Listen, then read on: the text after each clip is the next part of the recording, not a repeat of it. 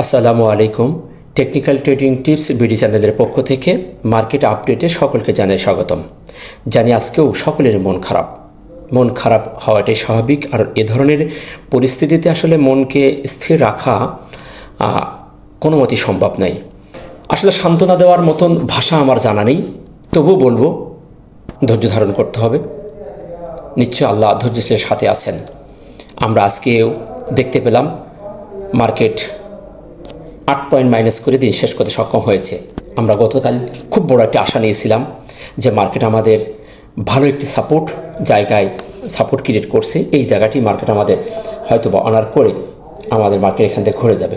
আমরা সবাই আশাবাদী ছিলাম যে মার্কেট আমাদের এই লেভেলটা অনার করে মার্কেট ঘুরে যাবে, কিন্তু দুঃখজনক হলো সত্য, আমরা দিনের শেষে দেখতে পেলাম 8 পয়েন্ট মাইনাস করে মার্কেট নেগেটিভ হয়ে গেছে।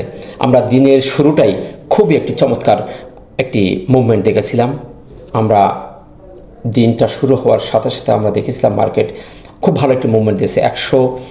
5131 পর্যন্ত হাই উঠে গেছিল, কিন্তু সেটা ধরে রাখতে না পেরে দিন শেষে 8 মাইনাস করেও 5097 মার্কেট দিন শেষ করতে সক্ষম হয়েছে।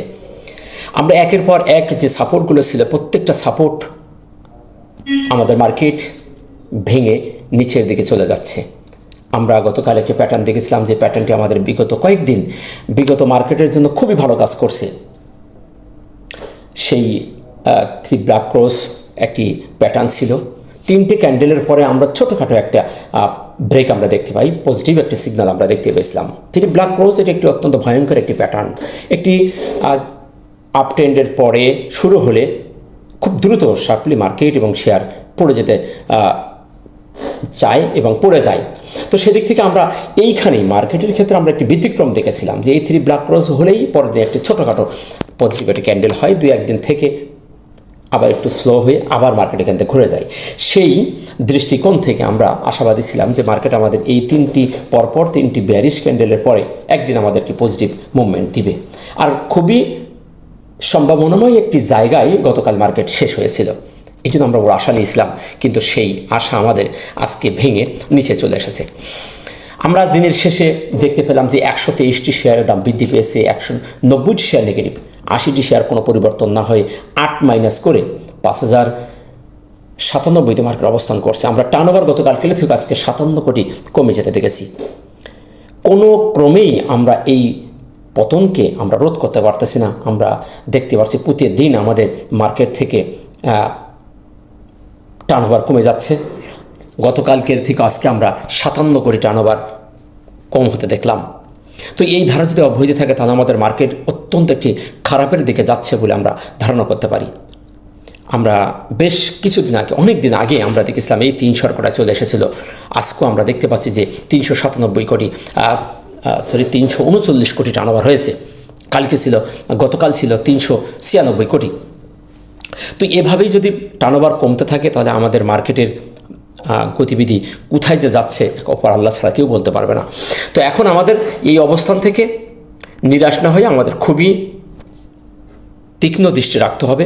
আসলে মার্কেটের অ্যানালাইসিস আপডেট দেওয়ার মতো এমন কিছু আমি দেখতেছি না। আপনারা দেখেছেন এই পরিস্থিতিতে আসলে কেউ ভিডিও দেখতে ইচ্ছুক নয়। সবারই ব্রেন এখন গরম, সবাই এখন বোরিং ফিল করছেন। তারপরে নিয়মিত আপনাদের আপডেট দিয়ে থাকি, সেই জন্য ভিডিওটি নিয়ে আসা। তো যাই হোক, যদি আপনার কাছে ভিডিওটি ভালো লেগে থাকে বা আপনি যদি আমার এই চ্যানেলে নিয়মিত থাকতে চান, তাহলে চ্যানেলটিকে অবশ্যই সাবস্ক্রাইব করবেন এবং সাথে থাকবেন। নিশ্চয়ই আল্লাহ আমাদের সহায় হবে এবং আমি এখানে নিয়মিত যে নির্দেশনা প্রদান করে থাকি আপনাকে কিছুটা হলেও উপকারে দিবে, এটা আমি নিশ্চিত বলতে পারি। যাই হোক, আমরা দিনের শেষে আরও দেখতে পেলাম যে insurance sector, textile, bank, mutual fund এবং ইঞ্জিনিয়ার, আজকে আমরা দেখতে পেলাম যে ব্যাংক একটু মাথা নাড়া দিয়েছে, মিউচুয়াল ফান্ডও একটু দেখলাম। আমরা টপ 10 টপ 20 ভিতরে আমরা এই ব্যাংক এবং মিউচুয়াল ফান্ডের কিছু শেয়ারকে আমরা উঠে আসতে দেখেছি। তো যাই হোক, প্রত্যেকটা সেক্টরে এখন অত্যন্ত খারাপ অবস্থানে মার্কেট যে সময় পড়া শুরু করে, সবই প্যানিক হয়ে সবাই ছেড়ে দেওয়া শুরু করে। তো যাই হোক, এদিকে আর কথা না বাড়িয়ে আমরা আজকের মার্কেটের বর্তমান যে ক্যান্ডেল এবং তার অবস্থানটা দেখি এবং অন্য টুলস কী বলছে সেটা দেখে আমরা শেষ করব। দিনের শেষে আমরা যে ক্যান্ডেলটি দেখতে পাচ্ছি, এটি একটি ইনভার্টেড হ্যামার ক্রিয়েট করছে। আর এ ধরনের বড় 3 দিন পতনের পরে আমরা তো আসলে কোনো সাপোর্টকে অনার করতেছে না মার্কেট, কোনো আশাই পাচ্ছে না। তো এই সাপোর্ট লেভেলে এসে এ ধরনের রিভার্সাল একটি ক্যান্ডেল আমরা বলতে পারি, এই ধরনের ইনভার্টেড হ্যামার একটি সাপোর্ট লেভেলের কাছে বড় একটা পতনের পরে রিভার্সালের একটা সিগন্যাল প্রদান করে।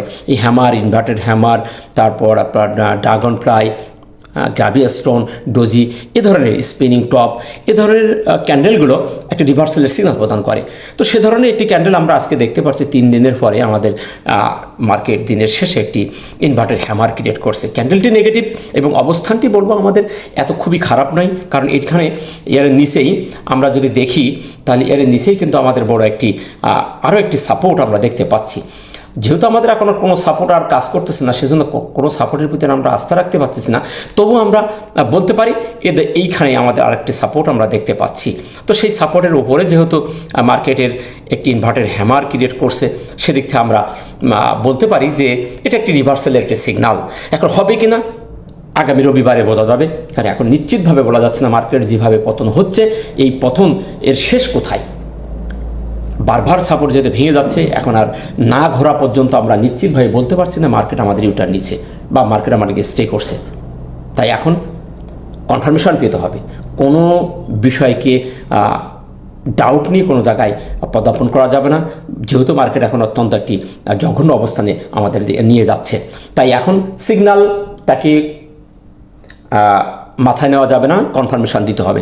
আমাদের এটি একটি সিগন্যাল দিয়েছে, একটি রিভার্সাল একটি ক্যান্ডেলটি সুন্দর এবং অবস্থানের দিক থেকে বলবো সাপোর্টের ওপরে আছে এবং একটি সাপোর্ট ভেঙে ফেলেছে, একটি সাপোর্টের ওপরে যেহেতু আসে এবং একটি বড় আকারের 3 দিনের পতনের পরে, সুতরাং একটি রিভার্সালের সিগন্যাল প্রদান করে।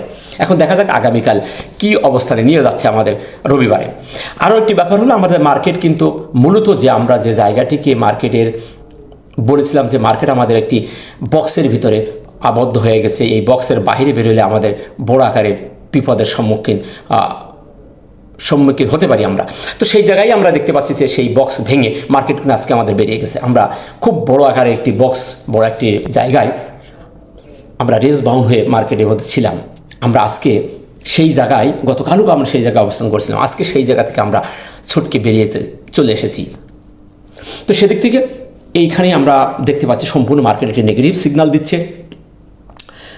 তো সেই দিক থেকে বলবো আমাদের এখানে সতর্কতা হয় সবচেয়ে বড় উচিত বলে আমি মনে করি। মার্কেট যেহেতু আমাদের সেই রেঞ্জ বাউন্ডের যে সার্কেল, সেই বক্স ভেঙে বেরিয়ে গেছে, এটাও আমাদের একটি নেগেটিভ বড় আকারে একটি বার্তা দিচ্ছে যে মার্কেট বড় আকারে একটি পতনের একটি সিগন্যাল আমাদের দিচ্ছে। আমি এর আগে বলেছিলাম যে মার্কেট যে সাপোর্টগুলো ভেঙে যাচ্ছে, এগুলো ভেঙে গেলে আমাদের মার্কেট আরও বড় আকারে পতন হতে পারে। তো পরপর আমরা 3 দিন 4 দিন মার্কেট নেগেটিভ দেখছি। এখন আমাদের বক্স ভেঙে বেরিয়ে যেতে গেছে, আমাদের এখন আরও বেশি সতর্কতা অবলম্বন করতে হবে। তো এখন দেখার বিষয় আগামী রবিবার মার্কেট এই রিভার্সাল ক্যান্ডেলের বদৌলতে বা এখান থেকে মার্কেট ইউটার্ন নিচ্ছে কিনা। তাছাড়া আমরা যদি ভলিউমটা দেখি, ভলিউম আমাদের ক্রমাগত কমে যাচ্ছে, এই ভলিউমের জায়গা আমাদের বৃদ্ধি পেতে হবে, ভলিউমটা আমাদের নেগেটিভ।